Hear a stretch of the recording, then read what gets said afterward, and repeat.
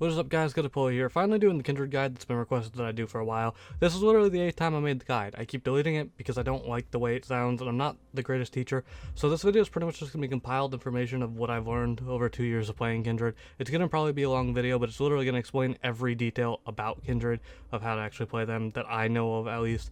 And this is only based on my playstyle and the runes and stuff I use, but I'm going to teach you literally every mechanic of the abilities that people keep leaving out in their videos, how to clear properly, item builds, runes, how to gank with certain runes, and just stuff like that.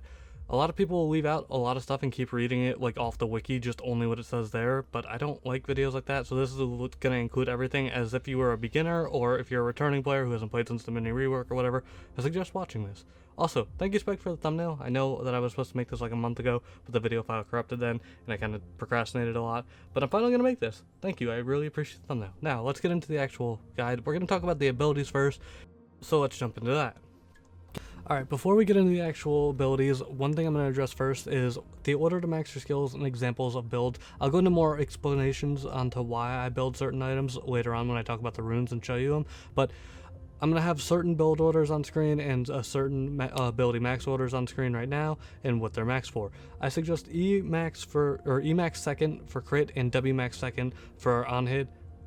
Reason being, crit does more damage with E, and if you're not building crit, your E doesn't do all that much damage because you won't hit the threshold, so your W is better to have on a lower cooldown. That's pretty much that. Also, the two build orders you'll see on screen will also match crit. Obviously, will be the item build and crit.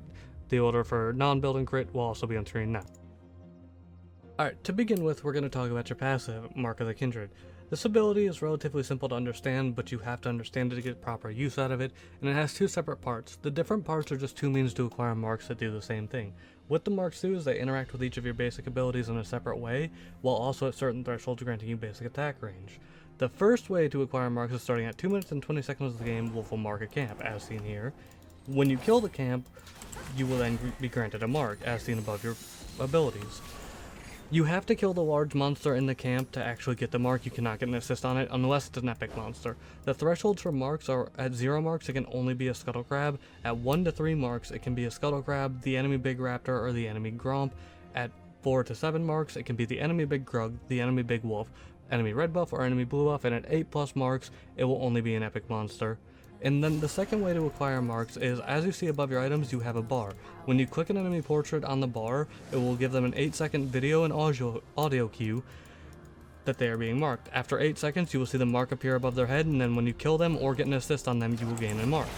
These marks do the same thing, regardless of how you acquire them, but you do need to acquire at least 4 to 7 in a game is a decent spot, but you want as many as you can get, but don't kill yourself for them. The thresholds to gain basic attack range are at 4 marks you will gain an initial 75 basic attack range, so you will go from 500 attack range to 575. Then every 3 marks following you will gain an additional 25, so at 7 marks you will go from 575 range to 600, and then at 10 you go to 625, and so on. Some tricks for actually manipulating where your mark is going to spawn is, right now I have 2 marks. So if I were to kill the enemy gromp and then kill this spot side scuttle and kill the top side scuttle and didn't have a mark spawn, the only place the mark could spawn would be on the enemy big raptor. That's the best way you can manipulate the RNG on the marks that will be on the camps that will be marked. Another tip for this is, when a mark is killed, it takes about 15 seconds for it to disappear off the map, and after it disappears, it takes another 50 seconds for a mark to be placed on the map. So, keep track of that. Another tip is, whenever you want to mark somebody, don't always use it to mark the person you're going to gank. Sometimes use it as misdirection to mark like their top laner to make them back off, but at the same time go gank bot lane so they think you're going top. That's pretty much it for the passive. We're going to move on to your Q now and talk about the mechanics of your Q. Your Q has a lot of things it can do, so let's move on.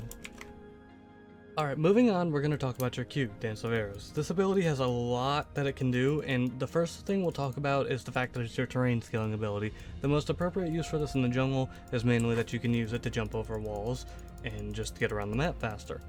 The other thing we'll talk about that you use it in the jungle for, and we'll just kind of talk about this before we talk about the actual mechanics of the ability, is that if casted inside of your W, it will have a reduced cooldown based on the rank of your Q. So right now, if I cast my Q, you can see it has an 8-second cooldown, but if I were to cast it in my W, it would have a 2-second cooldown because I have a max rank Q.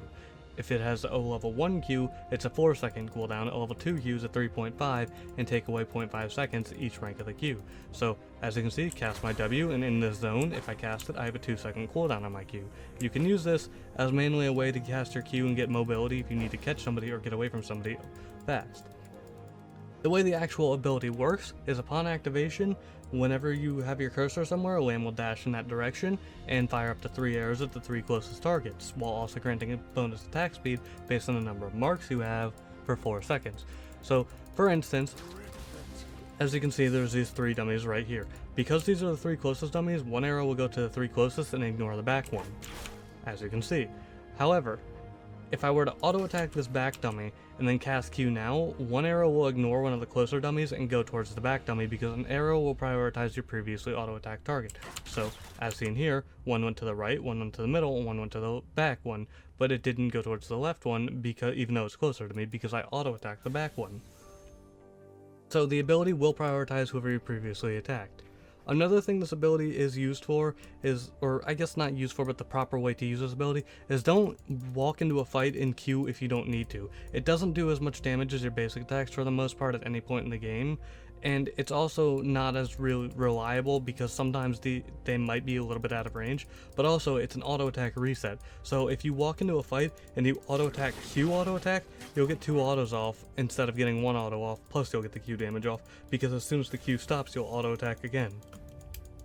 Another thing about this ability is it doesn't lock you out of using your other abilities, so whenever you Q, you can W and E to earn it and get your full basic ability combo out right away. So for instance, if I were to walk up to this and then Q auto E, and then I get that, it's Q auto E.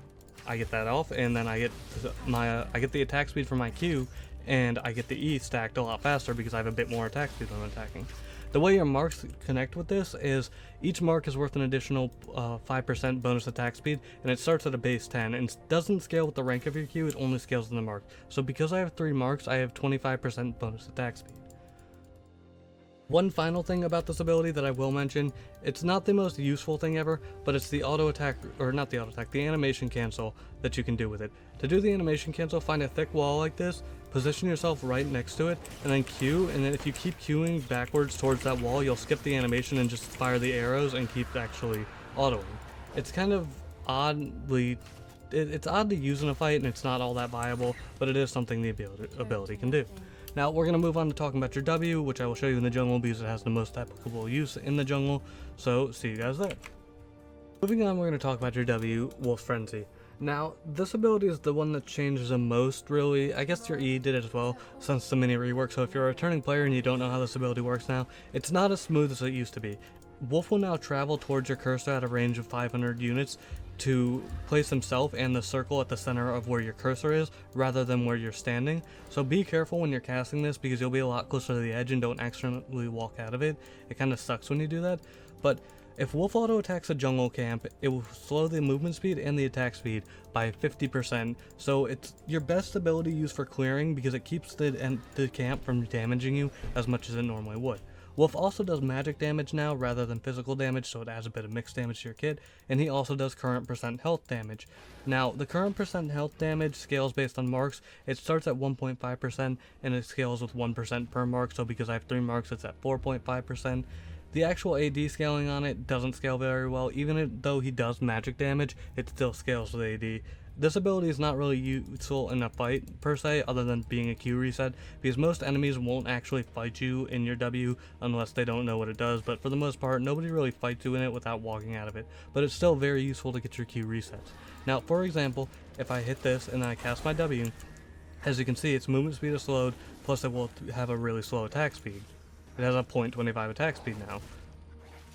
As you can see, it doesn't attack very often, and you don't get hit that often. Now, another trick with this ability, as I've already shown you the way you can the Q reset with it, another trick for this ability that is also very useful that for some reason guides and things keep leaving out is Wolf can gain vision now. Because he doesn't spawn on you and he goes towards your mouse, he can gain vision now, and it's undeniable vision, meaning pink wards and scanners and stuff can't deny you this vision, so it's very, very useful for getting vision of objectives like Baron and Harrow. For example, as you can see, I'm near the wall. If I cast Wolf over the wall, It gains vision of the entire pit and out in front of it, because Wolf pretty much counts as another champion and gains that vision for you. Now, it's a very useful thing to notice, because you can't be denied that vision. That way, like, if say they have pink wards all over the Baron and they're scanning everything and you try to put a ward down, or you don't have a ward, for instance, I have no wards here, but what if the enemy were doing the Baron? What if I wanted to check it? Just cast that. Oh, hey, look. There's the pit. They can't get rid of that, and you can just walk away, and if you need to, you can queue over the wall while also instantly getting the reset for it. That's pretty much the most use you're going to get out of this ability in an actual fight, other than for killing jungle camps and getting the Q reset. It's pretty much all you're really going to get out of it. So that's pretty much it for W. W doesn't have all that much to it, but now we're going to move on to your E, which is one of the hardest abilities to explain how it works now, because it scales off of like 20 different things. Moving on, we're going to talk about your E, Mounting Dread. The way this works is kind of hard to explain because it scales off of like 3 different things, and it also has a couple of different uses, but it's the only form of CC in your kit, which makes it, you think you'd want to use it to initiate a gank, but it's also your execute in your kit, which makes it a lot better to use when they're lower health, which is the 2 different uses. Sometimes you have to use this ability to initiate a gank, sometimes you have to use it to execute. The way it works is upon activation, Wham will cripple the target and slow them by 50% for 1 second, and you will see a mark beneath them appear, as shown. If you auto-attack the mark, it begins to glow. If you auto-attack it twice, the full mark glows, and then the third auto-attack will cause Wolf to go and do bonus damage that scales based on its base damage, based on the target's missing percent health, and on your crit chance.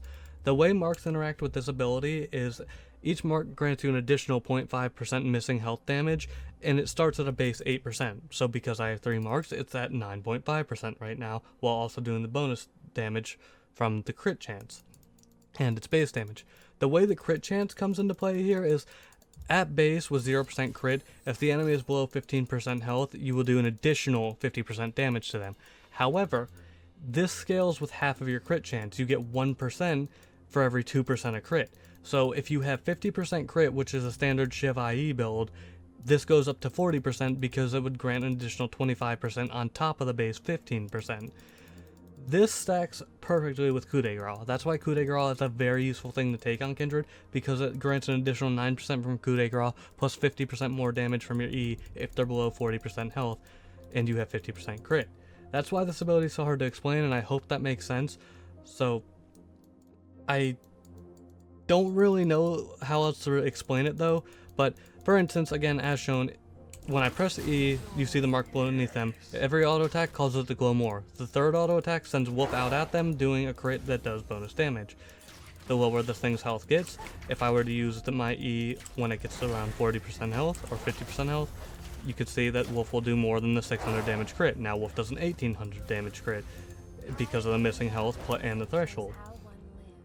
That's pretty much it for your E. It's your only form of CC, it slows the target, it's your execute, it scales with crit, it's a very nice ability, so if you're building the crit build, this is your main source of damage that will assassinate almost any squishy target, and it works well on tanks too if you get them below the certain health threshold.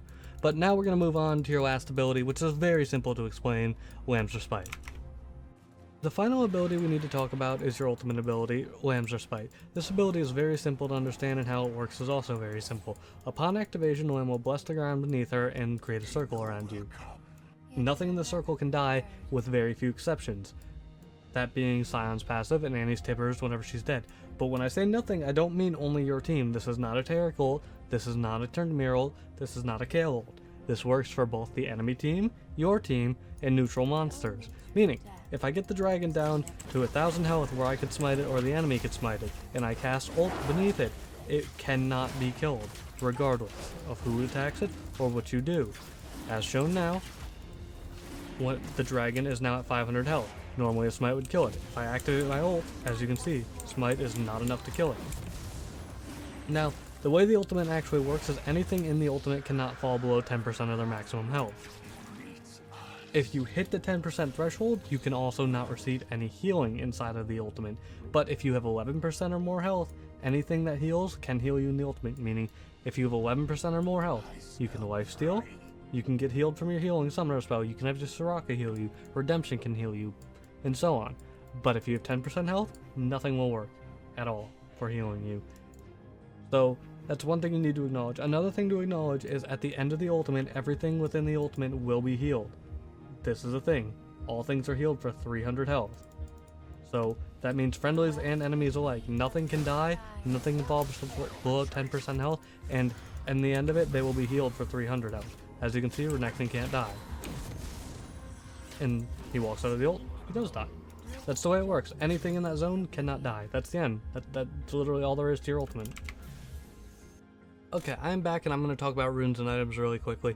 I'm not going to put like very much gameplay based around these, mainly due to the fact that the item builds change based on games, the runes work differently based on games. Dark Harvest, you might have 300 souls, you might have 100 souls. Putting one game or one clip of it is a false advertising in the sense of, it's not always going to work like that. It might not work well for you in a game.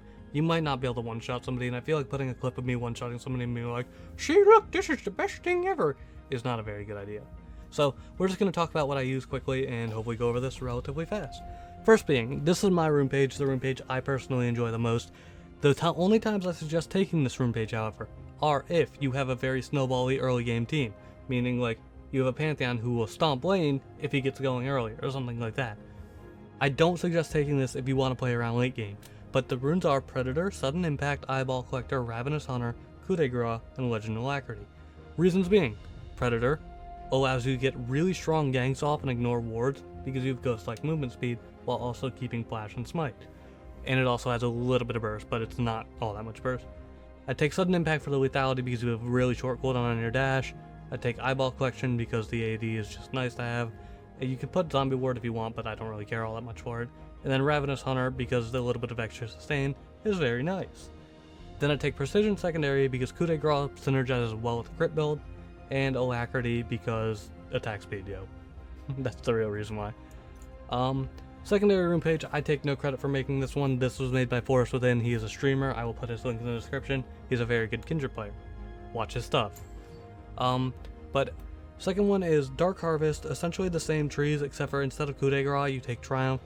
Reason this one is good is because it scales much better than Press the Attack, which I've used pretty much every single keystone. These are the only two I personally like that fit my style. Doesn't mean they're bad, means they're the only two I like. So Dark Harvest works really well because as long as you farm decently and you get successful ganks and stuff off, it scales immensely in the late game and you can one-shot people really easily without having to build any crit or anything and rely on RNG for that. The issue with this keystone, however, if the enemy is too strong early game and shuts you out of your jungle and shuts your lanes down and you don't get successful ganks or assists and stuff, it does not scale well. You won't get the souls you need to make it useful.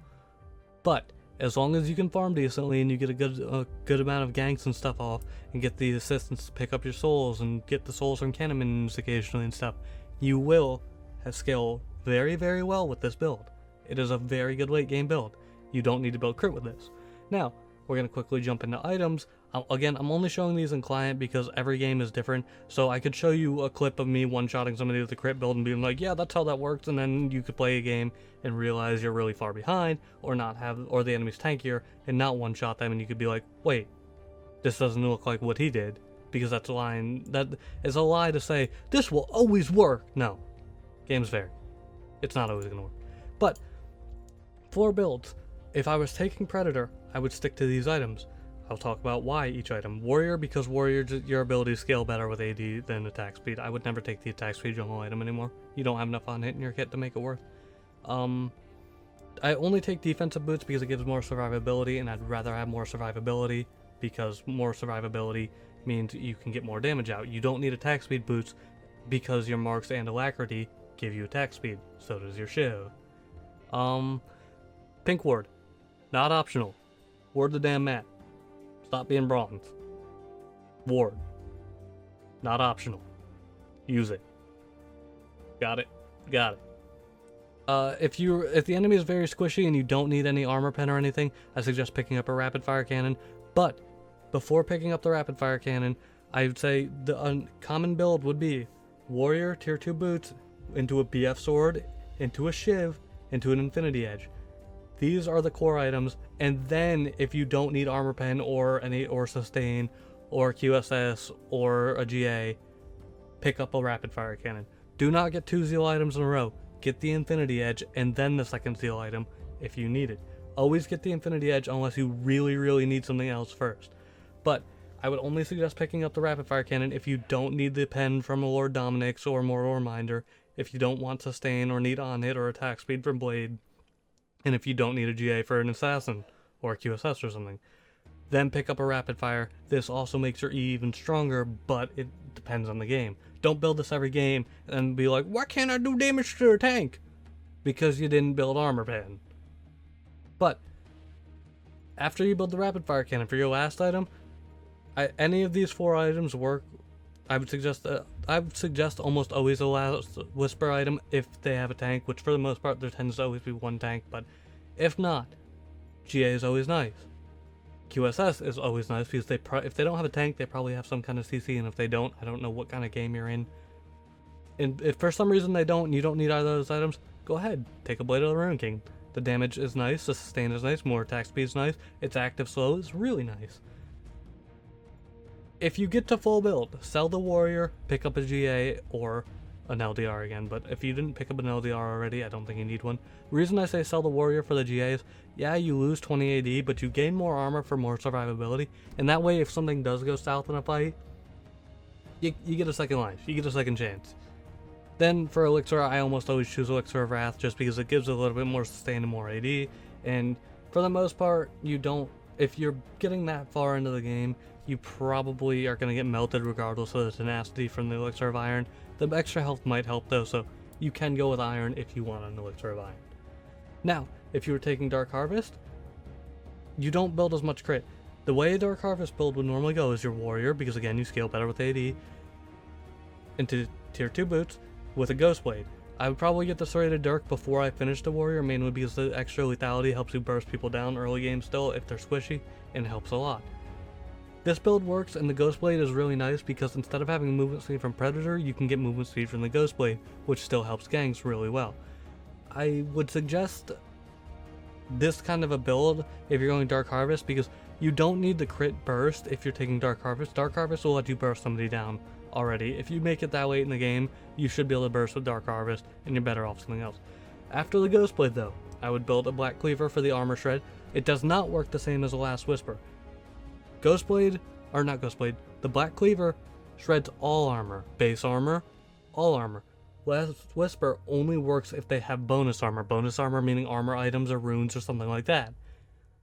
Does not work against base armor, so it does not work against squishies. Black Cleaver works against squishies, tanks, and all. If you're building a build like this, it's better to go with a Rune's Hurricane because it applies on-hit effects to all 3 people it hits, rather than just one person. I would not take the Shiv or the IE really with this build, but if you want to, they are an option. Last Whisper if you're against somebody really, really tanky, like, I don't know, a Rammus or something. Blade of the Rune King, another on-hit effect that does % health damage that will stack with your Hurricane on the 3 people, and it stacks really well with Cleaver. GA and QSS for the same reasons, survivability. That's pretty much it for builds and items. That's all I would take. Now we're going to move on, and we're going to talk about clear. And how to properly clear. I'm going to show you with each camp how to properly clear, and I'm going to show you an example of a full clear. Alright, I know I included this before, but I'm going to include it again anyways in the video. How to properly clear a little bit and save a little bit of health, tricks for each camp. Normally you'd have a leash. Red buff's annoying to do without a leash or without being level 3 because it's a bit slower, but we're still going to start red buff without a leash. The way to properly clear red buff start without a leash is attack it, bring it backwards towards the aggro range, but don't use your W until you get it right about here, and then use your W. Reason being is you want your W to be up whenever it's actually getting closer to hit you. Don't walk out of your W and just kind of walk it around while your W's up. Walk it through the bush and walk to the edge of the bush. Once it finally gets up to you, you then want to walk through it, but don't turn around to attack it right there, because if you turn around and attack it right there, it'll hit you 2 more times. Start walking towards mid lane and it won't hit you again. You stay relatively healthy. You do lose a bit of health without a leash, but it's not too bad. Whenever you're walking back through something though, don't turn around and hit it while you're on top of it, or it will get an extra auto off on you. For wolves, don't do raptors or Krug second, you want to wait a little bit. But for wolves, you want to come up to one of these walls, either side. You want to attack the big wolf, Q over at W, and then you want to just stand next to the wall and keep autoing it until your Q's off cooldown. Once your Q's off cooldown, Q back through the wall, and then you just want to sit here and just keep autoing the big wolf while walking around. Big wolf will not do very much damage to you at that point. For the most part, you will take very little damage from your wolf camp as seen. Blue buff you take maybe 1 to 2 autos from if you do it properly. I normally drop a ward in the bush just for reasons, so if he walks in there you don't lose vision. But what you want to do is you want to auto attack it. Don't use your Q and W yet. Start walking around this corner. Once you get right about here, use your Q and W and start walking down towards this wall.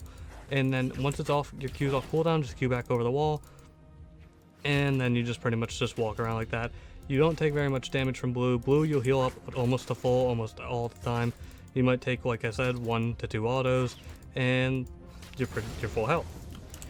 Gromp's a little bit more annoying because it does a lot of damage from its enrage mechanic for the first like 5 autos it does, but it's fine. The way you do Gromp is you just want to attack it, walk it out of its aggro range like most camps. As soon as you start breaking aggro, walk back towards it, Q, W, and then you want to keep walking it around to keep it from autoing you as often so you don't take too much damage.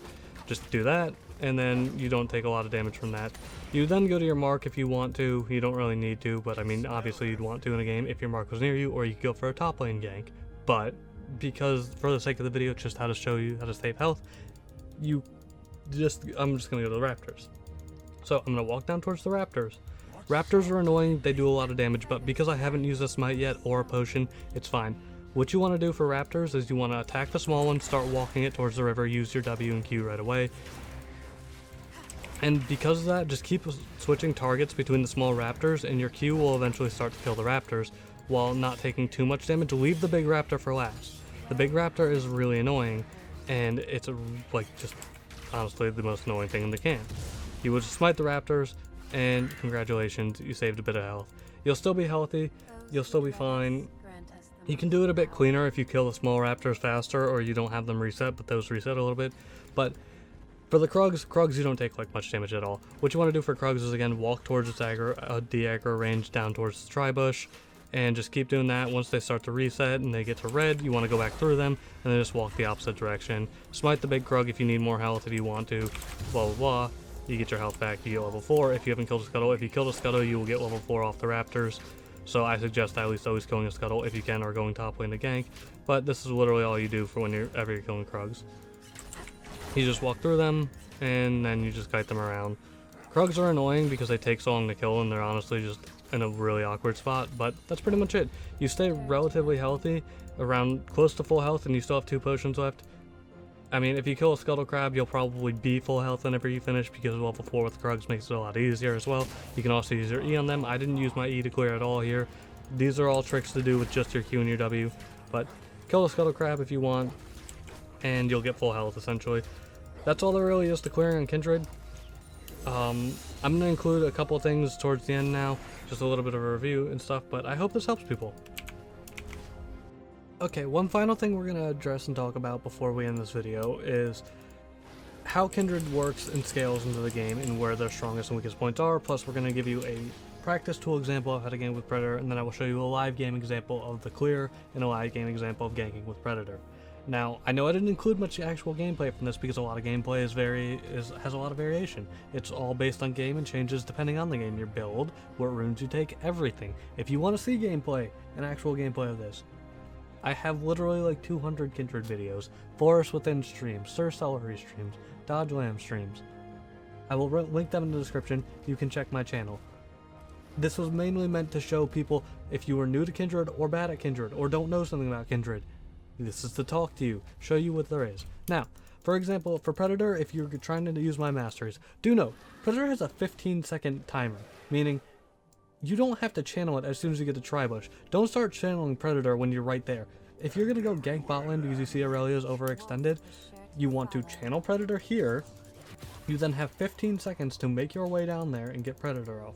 The way to properly gank with Predator too is don't just Q as soon as you get there or use another ability or use your W. What you want to do is you want to auto the Aurelia and then Q, and then, well, I mean, she died because, yeah. That's the way that works. Is Predator is use your auto first. The main reason is, other than your Q being an auto reset, Predator will be lost if you use Q or W and it hits a minion. You want to use your most accurate form of damage, your auto attack, and hit Aurelia with it. That is the reason you do that, because Predator does do a little bit more burst, and you also want to make sure you hit who you're desiring to hit, not just Q and hit a minion and be like, oh well, there goes my movement speed, there goes my extra damage. Well, that sucks. Another thing we're going to talk about really quick is, when does Kindred excel at the game? At level 3, Kindred is fairly strong, not the strongest, not the weakest. Early game, Kindred is decent. If you play it well and you dodge skill shots, you will beat most junglers. Mid game, Kindred is non-existent and you will probably lose to almost anything. Late game, Kindred scales immensely. Kindred is a late game carry. If you're playing the game, you want to get Kindred to late game, you have to abuse your early game decent damage and use your late game to your advantage as well. Mid game, do not kill yourself, do not feed the enemies for marks, don't do this, don't do that. Play around mid game, get to late game. Don't sit there and be like, hey, the enemy mid laner's missing, hey, the enemy bot laner's missing, let me go invade for the Gromp for wolves because, you know, that's a safe idea. No. Play through mid game, get your marks slowly. Something a lot of Kindred players seem to not understand is your damage is not tied to marks like it used to be. You get a little bit more damage from marks, but you don't get immense damage from marks. You do not need more than 4 marks. 7 marks is a good place. It's fun. You don't need more than 4 though. Do not suicide for every single mark. It is a very bad idea. Now that's the last thing I wanted to address. I will now show you a live game example of how to use Predator and just how to play the early game, how to kite, and how to clear early. That's pretty much it. See you guys next time. Alright, now I wanted to include this mainly because I feel like this is something necessary to include. There's an actual in-game clear and how the actual start of the game should go for you and how you should start the game. Because a lot of people struggle with actually getting a leash and getting their first mark relatively quickly to when it spawns. So, whenever you want to... I'm full health. But whenever you do that, you just want to come to these 3 camps with their leash. That's going to slow me down a little bit. But anyways, live game things. Anyways, but a lot of people struggle to actually getting your first mark in a game or how you should path in a game. So I'm just going to show you the start of the game, how you path. As soon as you get to the blue buff and stuff, like I've said, pretty much just do it how you normally do it. And walk around the corner. Hey look, blue buff hasn't hit me yet. Hey look, I queued over the wall. Hey look, blue buff still hasn't hit me. I don't know why people struggle with this. See, my first mark spawned towards bot side. I'm a little bit delayed because I was typing. That's fine. Whenever your first mark spawns bot side, don't continue with your clear normally if you can avoid it. Like, if you want, go towards your first mark, that's fine. If you don't want to, that's also fine. What you can do, if the mark is on the other side of the map, invade their red. See if they're at their red. Like right now, Kha'Zix isn't on this side of the map. What are you gonna do? Take the map. I felt like it was necessary to include how to play the game around the initial beginning because a lot of people don't know what to do early game. You don't always have to go instantly for your mark. You can pressure something. Oh, hi Kha'Zix. Like right now I know Kha'Zix is on this side of the map. So what am I gonna do then? I'm gonna go towards mid, I'm gonna gank, and I'm gonna burn some. That's all you gotta do. This is how you play the early game as Kindred. Use your level 3. Use your early game advantage. I could kill her there, but I'm not gonna flash. Like, you get a sum, don't commit everything to a sum. Then get your mark, or gank top lane. That's how you play early game as Kindred. This is all you do. You don't have to do a full clear, you don't have to ignore your lanes, you don't have to be scared to invade. I just felt like including this because to show what a live game is actually like, because for some reason, a lot of people struggle really early on with kiting and doing their first camps and stuff. So we're gonna go back towards clearing. I still have blue buff. While still having blue buff, I highly suggest doing Krugs because they take so long to kill early on. They really, really do. Like, they're so annoying to do when you don't have blue buff because normally you get and you can't use your actual abilities to do anything to them. So, this is all you gotta do. Now you have blue. Now look, you have the ability to keep spamming your abilities and kite them around. And you're gonna stay around full mana. Congratulations, you've now learned to play Kindred. That's how you play Kindred early game. Mid game, late game, you play it like any other ADC. Position well, you win. Don't position well, you lose. That's pretty much it. I'll show you raptors, just because. Kill a small raptor. Run him around like usual, leave the big raptor alive. And congratulations, you are now a Kindred main! Woo! That's really all there is to playing Kindred. I just felt like including this because I feel like a lot of people struggle with this whenever they send me VODs and stuff. So I hope you guys enjoy this. I hope this guide helps you. I'm going to show you one final thing though before I actually end off this guide, and that's how to gank with Predator, or how to at least channel Predator, because there might not be a successful gank, always, you just need to pressure with it. That's all the keystone is based on, is early game pressure. For instance, you see where Diana is pushed. You have 15 seconds worth of movement speed with Predator. Do not be scared to channel it early. Like, don't. It's a very useful thing to channel early. Like, look, she doesn't have flash, so what is her options here? She's gonna run back, you're gonna catch up to her regardless. And then congratulations, you just pressured her out of lane whenever she was pressuring your laner to his tower. That's all there is to Predator. You just have to pressure. That's it. I hope this helps you guys. You can go around the back, you can go around the middle, you can go anywhere with Predator. Just pressure. That's what Kindred is about when you take Predator. Hope this helps you guys. See you guys next time.